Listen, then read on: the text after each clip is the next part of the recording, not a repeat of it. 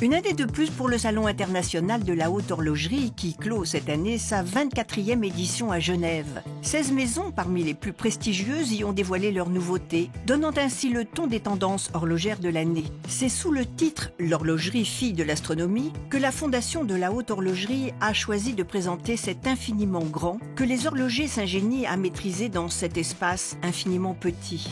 Et chacun allait de son invention extraordinaire. Baume & Mercier expose une version rétrograde de sa Clifton. Ainsi, son aiguille qui indique la date passera-t-elle d'un bond à la fin de chaque mois, du 31 au 1er. Donc on a celle-ci, c'est la calendrier avec date rétrograde. En plus, c'est un petit peu amusant la date rétrograde. Donc ça, c'est la nouveauté cette année de Clifton pour les hommes. Et puis, on a vu qu'il y avait un vrai engouement pour cette montre, même en Asie, un peu grande. Et on s'est dit, il faut faire quelque chose. Et puis les Asiatiques nous ont dit, mais faites-nous un plus petit modèle. Donc on a décliné. Chez Cartier, cette année, un bijou peut en masquer un autre. Et oui, le comble de la montre, c'est de se cacher. La montre à secret a une double logique, je dirais. La première qui est une logique joaillère, c'est-à-dire qu'effectivement, la montre est comme une pierre précieuse. Et effectivement, et on joue créativement avec cette pierre précieuse. Et le fait de la cacher est un défi créatif et particulièrement joaillier, parce que souvent on la cache justement par une pierre. Et une pierre alors, qui peut recouvrir un petit couvercle, comme effectivement une boîte à secret, ou alors on joue avec la transparence de la pierre. Et on devine les aiguilles sous la table effectivement de la pierre, comme c'est le cas effectivement dans la montre qui est derrière moi, de cette morganite taille émeraude, et qui effectivement ne cache pas, mais laisse apparaître les aiguilles. C'est tout un art de créer une montre sans en avoir l'air.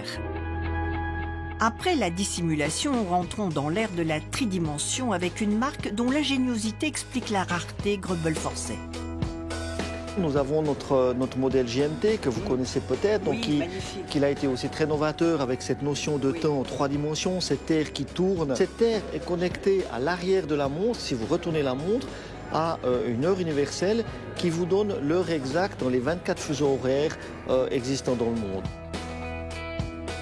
Et puis nous avons pour la première fois intégré une pièce Certi dans notre collection. C'est le mariage entre la technologie, entre les horlogers et les diamantaires et les certisseurs. 100 modèles sortent par an de leur manufacture. À présent, partons pour les profondeurs avec la marque IWC. Nous lançons Aquatimer cette année, c'est une montre de plongée. En fait, c'est un réglage conçu pour aller sous l'eau. Mais ce que nous essayons de communiquer avec nos montres de plongée, c'est qu'elles sont aussi bien adaptées à la vie au-dessus de l'eau qu'au-dessous. Gégère Lecoultre a invité cette année 100 nouvelles personnes à venir rejoindre ses 1350 collaborateurs. L'année 2014 devrait connaître une hausse similaire des effectifs. Depuis 13 ans, Gégère Lecoultre développe ce que l'on a appelé la collection Ibris Mechanica, qui est le pic de notre pyramide de développement en termes de technologie ou de composants horlogers ou de contenu horloger. Ce que nous cherchons à montrer aussi, c'est qu'historiquement, nous avons des métiers d'art qui sont présents dans la manufacture depuis des générations et que nous sommes capables de porter ces métiers d'art au pinacle aussi. Et donc, nous avons créé cette ligne Ibris Artistica. Ces deux lignes, Ibris Mechanica ou Ibris Artistica, sont les pointes de l'iceberg qui nous permettent demain de diffuser soit du contenu horloger, soit du contenu esthétique et artistique dans des pièces qui soient abordables pour nos clients. Un Allemand chez les Helvètes, à Langenson, met en scène le temps avec beaucoup de talent, technique, rigueur et esthétisme réunis dans le même mouvement. C'est assez impressionnant. Terra Luna, c'est le nom. C'est une phase de lune orbitale, ça veut dire qu'on montre la Terre comme disque qui tourne une fois par jour, et aussi autour le ciel qui nous montre pas que les phases de la Lune, mais aussi la position de la Lune relative par rapport à la Terre et au Soleil. Et j'ai un poussoir qui est là pour synchroniser juste la position de la Lune. Et après, c'est toute une rouage qui engraine aussi avec l'affichage des heures. Chez Montblanc, le nouveau PDG, Jérôme Lambert, a choisi de créer une montre en écho de son mythique stylo, le Meisterstück, qui fête ses 90 ans. Ce n'est pas un secret, Pierre Ninet porte une montre Montblanc à son poignet. J'aime déjà le fait que ce soit, on va dire, le seul bijou de l'homme presque. Donc c'est vrai que c'est un truc où à la fois on peut se démarquer, en même temps exprimer ses goûts. Voilà, moi ce que j'aime dans les montres, c'est ça. Et ça, Parmigiani l'a bien compris, les hommes ne sont pas avares de coquetterie. Nous avons les montres en acier, qui est la collection qui s'appelle Métro, qui est une collection destinée à essayer de conquérir une clientèle un petit peu plus jeune. Et puis on a une autre petite collection qui est super sympa, qui est un partenariat avec Pomellato. Et c'est un vrai complément qui amène à la marque un peu plus de glamour.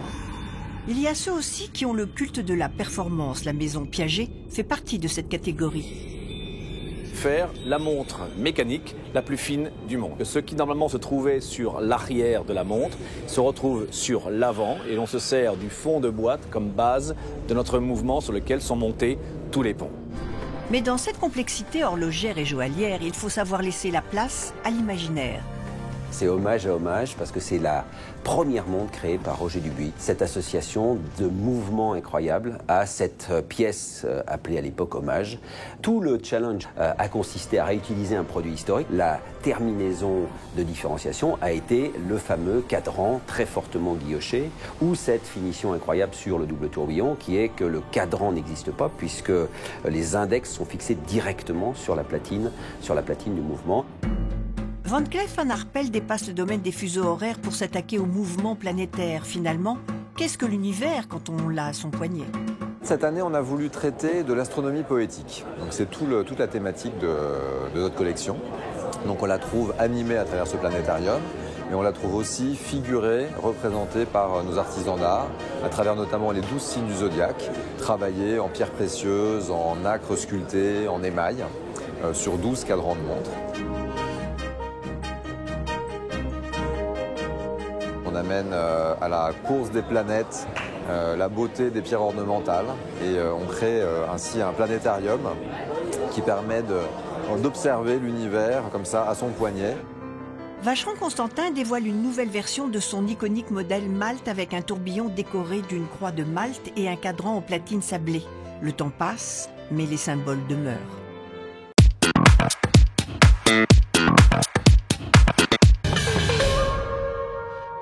Monsieur Dubuis, cette collection, cette saison, est un hommage à hommage. À hommage, oui, exactement. Alors, comment est né hommage quand vous l'avez pensé, vous, au début? C'est la réplique. Lorsque j'ai fondé la maison, donc en tout cas déposé la marque Roger Dubuis, j'étais né dans la qualité. Et je tenais à faire un produit qui soit représentatif de l'horlogerie genevoise, en particulier parce que j'avais fait toutes mes études et une partie, ma carrière on peut dire, sur Genève. Et ma première montre qui était classique, ronde, classique, très genevois comme style, c'était en remerciement, dire merci à tous mes maîtres qui m'ont aidé dans ma vie professionnelle, depuis mes profs d'école, et tous ces gens qui m'ont aidé. Et puis le temps a passé, la collection s'est étoffée, et ce qui nous amène, 20 ans après, à ce qu'on me fasse maintenant l'hommage avec une collection en remerciement de ce que la maison est maintenant. Elle est bien gérée et c'est un plaisir d'être ici pour recevoir pour moi c'est un cadeau. Qu'est-ce qu'on vous a appris quand vous étiez jeune horloger? Qu'est-ce que les anciens horlogers vous ont appris? Oh, c'est très vaste. Vous savez, dans ma carrière, j'ai fait l'école horlogerie. Vous la connaissez bien? On la connaît bien. Ensuite, les différentes places, c'est chaque fois un apprentissage. J'ai fait du service après-vente, après j'ai été instruit dans les montres compliquées. Plus tard, j'ai fait de la restauration d'horlogerie ancienne. Voilà, alors c'est tout cet amalgame qui a constitué pour moi un bagage extraordinaire. Alors j'ai beaucoup appris par moi-même, bien sûr, mais aussi avec l'aide d'autres artisans. On s'entraidait, tout simplement. Donc c'était une école de la vie, c'était pas rigide, c'était tous les jours comme ça. Mais vous avez 3 points forts qui vous sont restés dans la tête et que vous avez transmis à votre tour. Oui, je pense que déjà par cette exigence de départ qui est de respecter les normes du Poinçon de Genève, c'est un label pour moi de qualité. Je ne sais pas si je l'ai dit, mais je suis né dans cette ambiance. Il était impossible pour moi de faire autre chose que ce genre de qualité que j'ai transmis. Et je vois avec bonheur que c'est toujours d'actualité. Et même on va au-delà puisque les normes du Poinçon se sont étoffées. Donc pour moi, tout va pour le mieux. On est plutôt en progression de ce côté-là. La deuxième chose, c'est le respect des traditions. Sans tomber dans le passé, mais on utilise la mémoire du passé pour faire de la création, pour aller de l'avant. Ça, c'est mon message que j'essaye de transmettre à mes horlogers, enfin à ceux qui veulent m'entendre. Ouais, je suis fier de tout ce qui a été fait. Ouais. On se fait fort chez Roger Dubuis de venir régulièrement avec des nouveaux mouvements. Lorsqu'on a 31 calibres, on couvre déjà quasiment tous les segments possibles, sauf que l'année dernière, si vous vous souvenez, on est venu avec le mouvement Quatuor, qui était un mouvement incroyable puisqu'il y avait 4 balanciers, qu'aucune marque n'était venue avec un mouvement aussi sophistiqué. Ça nous a demandé 7 ans de développement et que nous lançons chez Roger Dubuis des mouvements que lorsqu'ils sont entièrement fiabilisés. Tout le challenge chez Roger Dubuis avec cette montre hommage, dans une marque de forte différenciation comme la nôtre, a consisté à réutiliser un produit historique, mais quelle était la touche de différenciation qu'on pouvait apporter?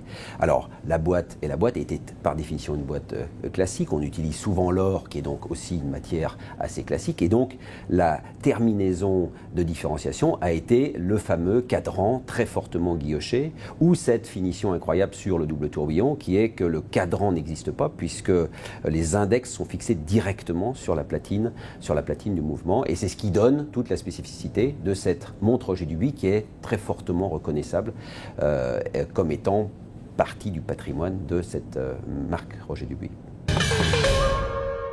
Sur quelle réflexion vous construisez une collection pour présenter au SIHH? C'est pas la même chose que pour la Biennale. Hein? Non, parce qu'en fait, c'est pas les mêmes interlocuteurs non plus. Donc, ce sont des, on vend là à notre distribution horlogère du monde entier. Donc, on crée et donc on présente des objets qui les intéressent pour leurs affaires. Oui. Et donc, il y a différents segments. Et donc, on présente des nouveautés dans tous les segments. Le commercial n'empêche pas le créatif. Ah non, mais l'un ne va pas sans l'autre. L'un ne va pas sans l'autre. C'est-à-dire que la performance commerciale est liée à la créativité et nous sommes encore une fois une maison commerciale, donc la créativité ne se justifie que si elle est destinée à séduire des clients. Alors, je crois que la montre à secret a une double logique, je dirais. La première qui est une logique joaillière, c'est-à-dire qu'effectivement la montre est comme une pierre précieuse et effectivement on joue créativement avec cette pierre précieuse et le fait de la cacher est un défi créatif et particulièrement joaillier parce que souvent on la cache justement par une pierre, comme c'est le cas effectivement dans la montre qui est derrière moi, de cette morganite taille émeraude et qui effectivement ne cache pas, mais laisse apparaître de façon, très discrète les aiguilles.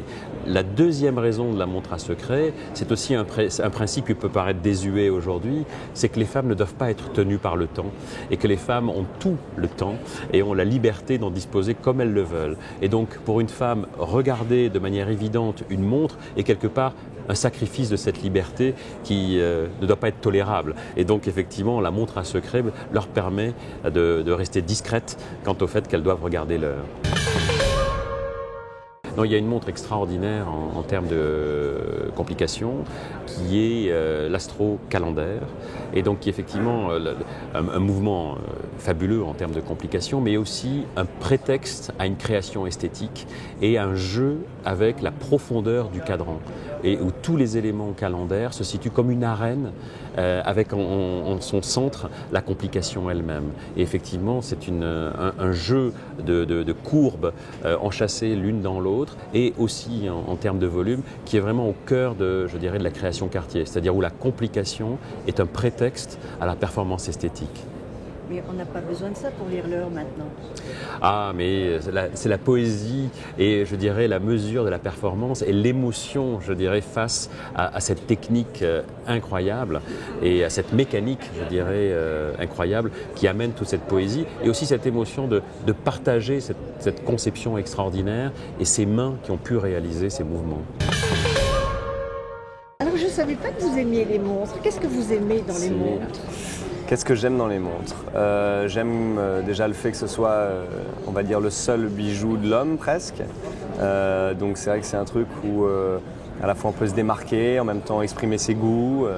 Voilà, moi ce que j'aime dans les montres, c'est ça. Après, ce que j'aime aussi, moi, c'est très personnel. C'est quelque chose relié à ma famille. Mon grand-père qui était un fan de montres et aussi de stylos, notamment Montblanc justement. Donc chez moi il y a une forme de souvenir et une espèce de nostalgie avec ces souvenirs de mon grand-père. Et puis en même temps, voilà, chez Montblanc en plus c'est le pont entre ça et une certaine modernité et une certaine simplicité aussi toujours dans les montres, j'aime bien ça. La première montre que vous a offert quelqu'un d'assez proche de vous était une Montblanc. C'est vrai, quelqu'un de très proche de moi. C'est la première, en fait c'est la deuxième montre qu'on m'a offert, parce que pour vous faire une deuxième indiscrétion, juste avant cette montre on m'a offert une petite montre Casio calculatrice. Oui. Et ça c'est Jean Dujardin qui me l'a offert, donc c'est un très bon souvenir aussi. C'est le jour où il est venu me parrainer pour les Césars, où j'étais nommé comme meilleur espoir, et il est venu et il est assis à un café, il m'a dit voilà, je me suis demandé ce que c'était un cadeau de parrain, et il m'a dit pour moi le parrain c'est quand t'es petit, on t'offre une montre calculatrice et t'es comme un dingue. Donc il m'a dit voilà, je t'ai acheté une montre calculatrice, donc je l'ai toujours, elle est avec moi dans ma trousse de toilette, elle est ici aussi. Je crois que j'ai un rapport très adaptatif au temps, en fonction de ce que je fais dans ma journée, des projets sur lesquels je suis. Donc voilà, je peux me perdre pendant 4 heures dans une improvisation avec des comédiens quand je travaille.